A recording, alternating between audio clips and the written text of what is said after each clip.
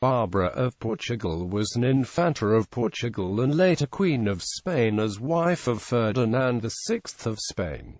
Life in Portugal. Born Maria Madalena Josefa Teresa Barbara. Barbara was the eldest child of King John V of Portugal and his wife, Archduchess Maria Anna of Austria, a daughter of Emperor Leopold I.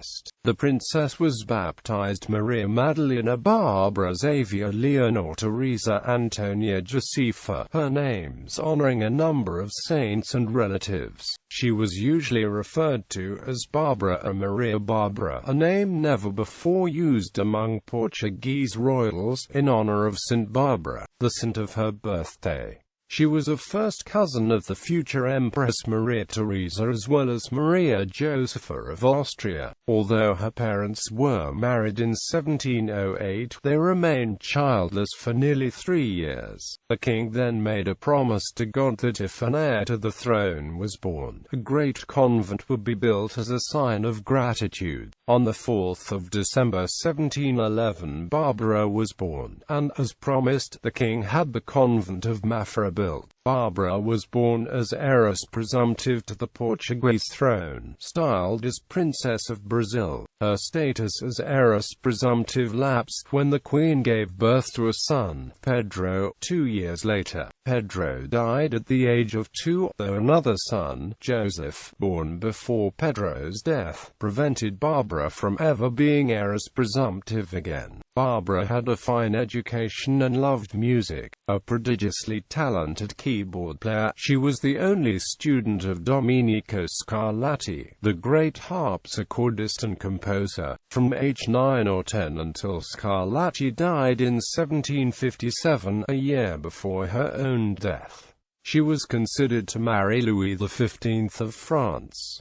Life in Spain. In 1729, at the age 18, Barbara married the future Ferdinand VI of Spain, 2 years her junior. Her brother Joseph married Ferdinand's half-sister, the Spanish Infanta Mariana Victoria, who was previously a rejected bride of Louis XV. The double marriage was meant to repair the Portuguese-Spanish alliance. Scarlatti followed her to Madrid after her marriage and remained with her, composing hundreds of harpsichord sonatas for her. During her husband's reign, Barbara presided over magnificent parties and concerts at the royal palace of Aranjuez, which was her favorite retreat. During the tenure as Prince and Princess of Asturias, Ferdinand and Barbara became the center of the opposition called Spanish Party in parallel to a deteriorating relation to Portugal, and was from 1733 until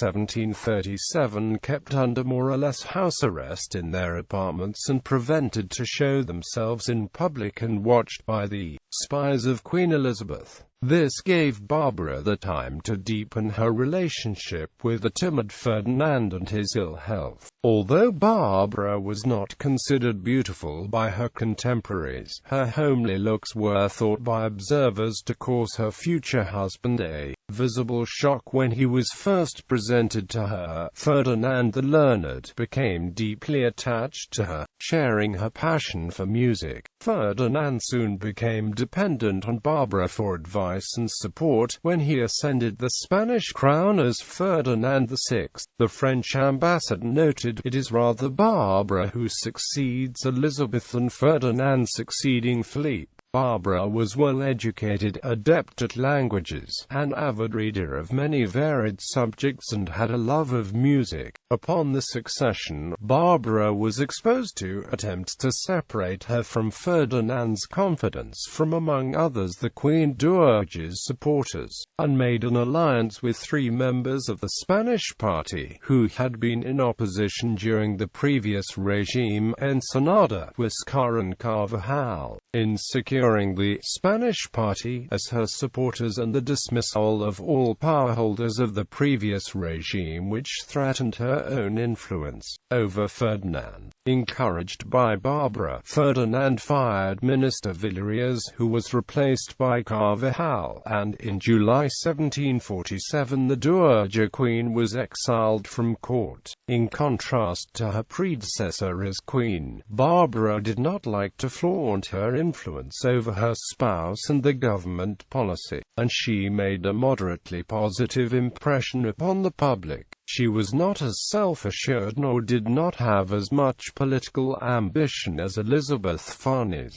and her policy focused mainly upon a friendly relationship between Spain and Portugal, in cooperation with her father and the Portuguese ambassador, Belmont. Queen Barbara participated regularly in the affairs of state. The ministers who respected her presented to her all documents of state before they were given to the king, because only she knows what ought either be said or hidden from the king. She was the channel through which the ministers worked with the king, as it was she who advised him as how to achieve the desired result from the king, and the ministers relied upon her for the work. As the British ambassador Benjamin Keane reported, she can sway him as she pleases, with as much power, but much less difficulty, than ever the Dowager did the late king, his father. Quote, in 1754, she was behind the fall of her previous ally Ensenada. Keane and Huáscar presented the Queen with a paper implying that Minister Ensenada was making puppets of the royal couple. They succeeded to convince her to act against Ensenada, and in cooperation with Richard Wall and Huáscar, Barbara convinced Ferdinand to exile Ensenada. The couple produced no viable children, with Barbara having a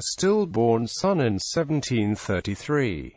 Barbara suffered from severe asthma for most of her life and became quite overweight later in life. She died at the royal palace of Aranjuez on the outskirts of Madrid on the 27th of August 1758.